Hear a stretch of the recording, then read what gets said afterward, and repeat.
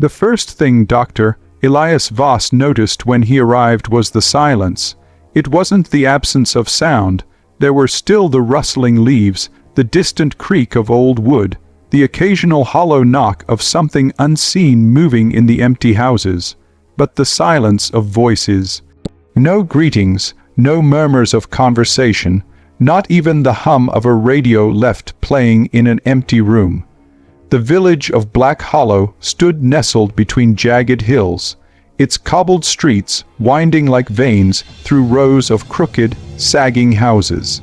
The air smelled of damp earth and something else, something sour and metallic, clinging to the back of his throat. Elias had come because of the reports. A town of 300 people, all of whom had overnight forgotten their names. Not just forgotten, but unlearned them, as if the very concept of identity had been scraped from their minds like meat from bone. The authorities had dismissed it as mass hysteria, some environmental toxin, but the villagers didn't act confused. They acted empty.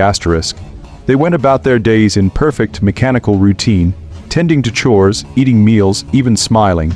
But their eyes were hollow, their voices toneless. And when asked who they were, they would only stare, as if the question itself was meaningless. The first night, Elias set up in the old inn, its sign swinging in the wind, the letters faded to illegibility. The innkeeper, a gaunt man with sunken cheeks, had handed him a key without a word, no ledger, no exchange of money. Just the key, pressed into his palm with fingers that felt too cold. Sleep did not come easily. The walls breathed. Not metaphorically, Elias heard it, a slow, wet expansion and contraction, as if the building itself was alive. He told himself it was the wind, the settling of old wood, but when he pressed his ear to the plaster, he felt the pulse of something beneath.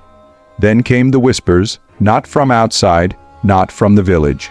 From inside his head you are not Elias. He sat bolt upright, sweat slicking his skin. The voice had been his own, but wrong, distorted, as if spoken through layers of static. He clutched his temples, willing the sound away, but it came again, louder. Elias is not your name. He stumbled to the mirror above the dresser, gripping the edges to steady himself. His reflection stared back, pale, wide-eyed. But then, just for a fraction of a second, the lips in the mirror kept moving. You never had a name. Morning brought no relief. The villagers moved through the streets like ghosts, their faces slack, their hands performing tasks without thought. Elias approached a woman hanging laundry, her motions precise, robotic. "Who are you?" he asked. She paused, her fingers twitching. Then, slowly, she turned her head toward him. Her mouth opened, but what came out wasn't speech. It was a sound, a wet, guttural clicking like a tongue tapping against the roof of a mouth that wasn't shaped right. Elias recoiled. The woman's jaw unhinged slightly, her throat bulging as something dark and fibrous writhed behind her teeth. Then, as suddenly as it had begun, she closed her mouth, smiled, and went back to hanging the laundry. That was when he saw the symbols. Etched into the doorframes, the stones, the flesh of the trees.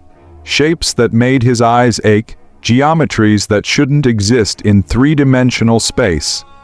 They pulsed faintly, like a heartbeat, visible only in his peripheral vision.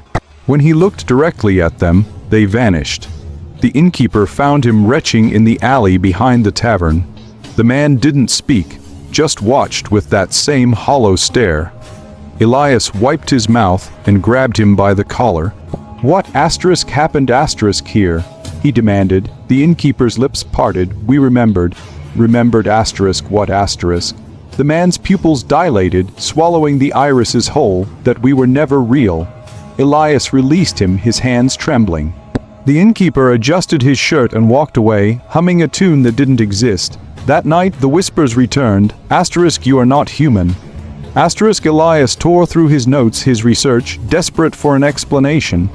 Mass psychosis, a cult, but the symbols kept appearing, twisting at the edges of his vision. He found himself tracing them in his notebook, his hand moving without his command, the lines connected, forming a pattern that made his skull vibrate. And then asterisk understanding asterisk, not with his mind, with something deeper, something asterisk older asterisk. Black Hollow wasn't a village, it was a asterisk cage asterisk, a fracture in reality where something had slipped through, something that had been waiting, patient, in the spaces between atoms. The villagers hadn't forgotten their names. They had asterisk remembered asterisk their true ones, the ones given to them by the thing that had woven them into existence as playthings, as puppets. And Elias, he wasn't a researcher. He wasn't even a man. He was a asterisk construct asterisk, a thought given flesh by the same force that had sculpted Black Hollow from the void. His memories, his identity, all fiction, implanted to make him believe he was real. The revelation should have shattered him. Instead, it asterisk unfolded asterisk him, his body convulsed, his bones bending in ways they shouldn't.